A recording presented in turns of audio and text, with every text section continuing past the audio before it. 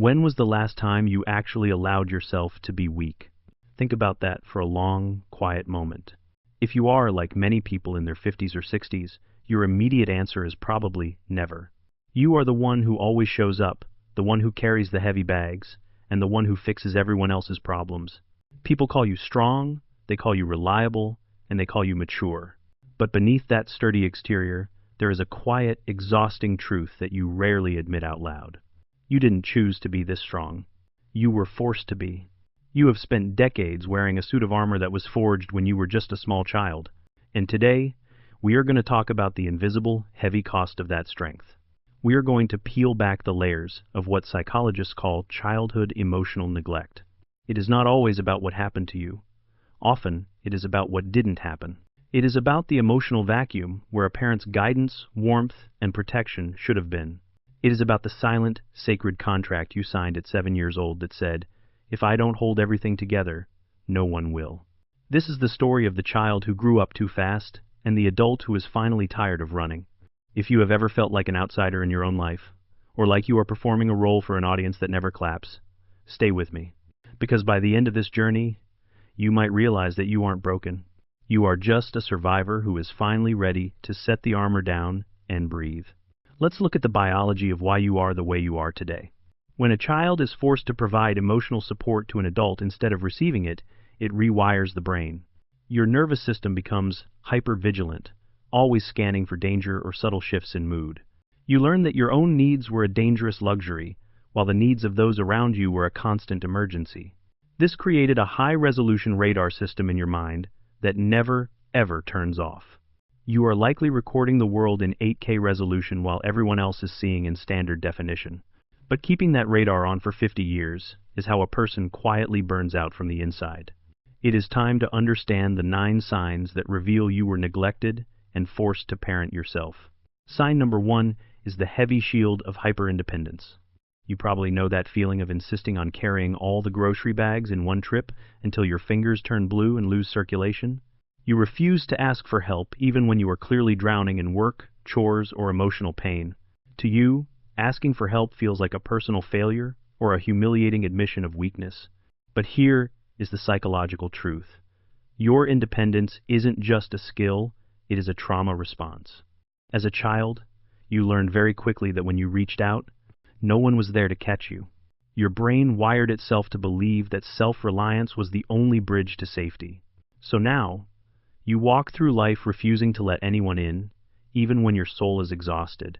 The irony is that people admire your strength, while you are secretly resentful that no one offers to help you carry the load.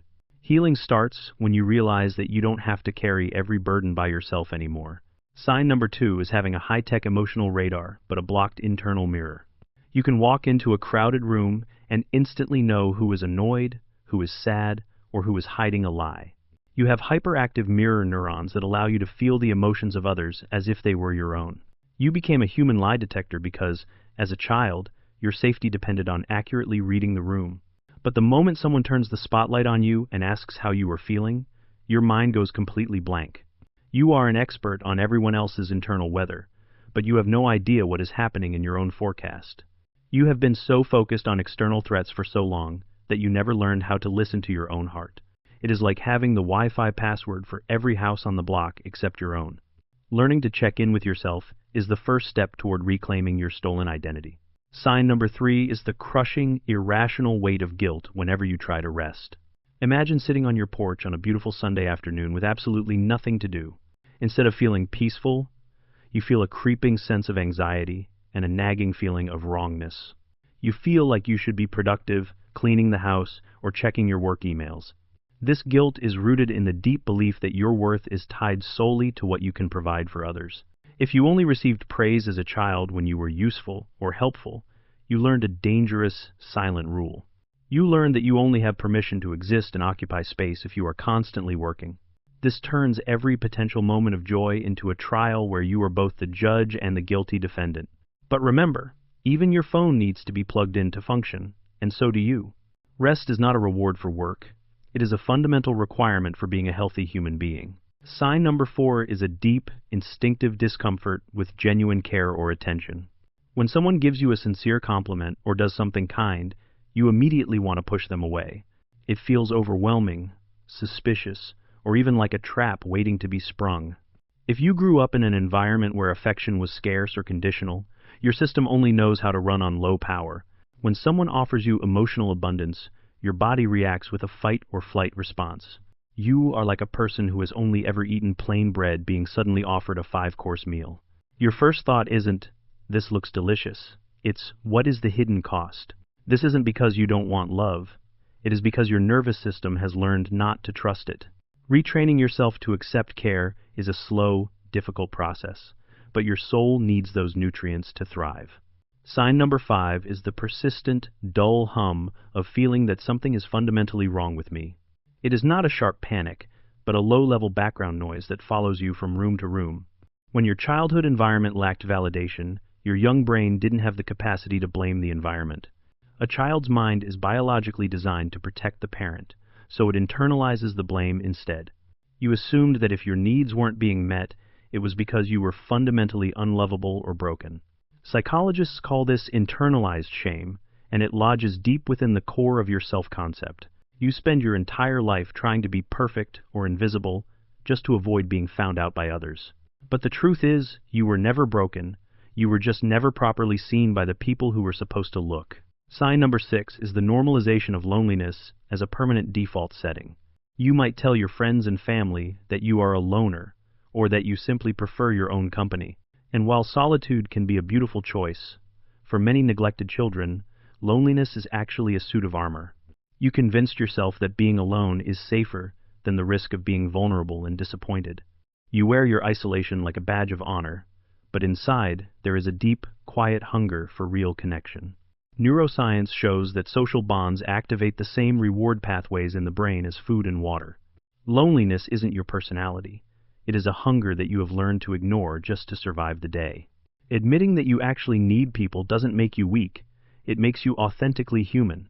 Sign number 7 is the lifelong struggle to identify and voice your own personal needs. If someone asks you what you want for dinner or what you need from a relationship, your brain might freeze. Years of emotional neglect trained your mind to mute your internal voice because no one was listening anyway. You developed need suppression as a survival tactic to avoid the repeated pain of being ignored. As an adult, this leaves you floating in a sea of uncertainty, unable to advocate for your own well-being. It is like driving a car with a broken fuel gauge. You know you are running on empty, but you don't know exactly why. Healing involves practicing the small act of noticing, asking yourself, "Am I hungry, or do I need a break?" Rebuilding that lost connection to your physical and emotional needs is a truly revolutionary act of self-love. Sign number 8 is overreacting to compliments, or any form of external recognition. When you receive praise, you might feel the immediate urge to minimize it or point out all your mistakes. Because you didn't receive a consistent reflection of your value as a child, you don't know how to own it now. A sincere compliment feels like a foreign language that you haven't quite learned how to speak. You might even feel a sense of imposter syndrome, fearing that people will soon see the real, unworthy you. But compliments are important reality checks. They are mirrors showing you the light you cannot see yourself.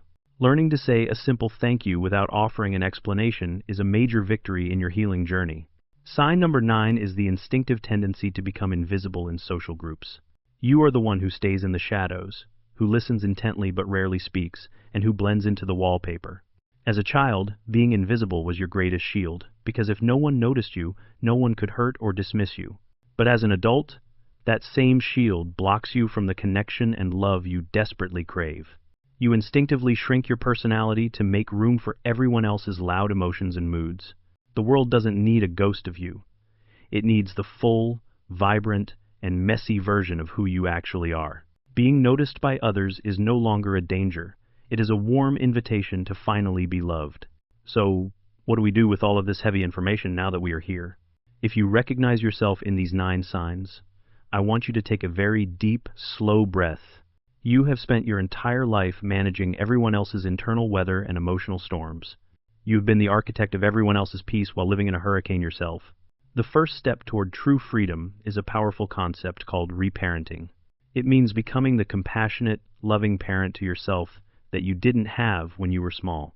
It means telling that inner, younger version of you, "I see you now, and none of it was ever your fault." It involves implementing something called the pause protocol in your daily life starting today. Before you automatically say yes to another favor or another exhausting task, stop for 5 seconds. Ask yourself, do I actually have the emotional capacity for this, or am I just trying to earn my right to exist? Boundaries are not a way to push people out. They are a way to keep your true self in. You are at a stage in your life where your peace is far more valuable than anyone else's temporary approval. The years of chronic self-neglect have likely taken a physical toll on your body and your spirit. You might have high blood pressure, chronic fatigue, or a sense of permanent tension in your neck and shoulders. Your body is keeping the score of every single emotion you ever suppressed just to keep the peace. Healing is the slow process of allowing that tension to melt away, layer by layer, year by year. It is about learning that you don't have to be useful to be worthy of love and respect. You are allowed to exist simply because you are here, breathing and alive. You are a high-performance engine that has been running at the red line for 50 long years. It is okay to pull over, to let the engine cool down, and to let someone else take the wheel for a while. The journey of the too-strong child is a long and difficult one, but it doesn't have to end in exhaustion.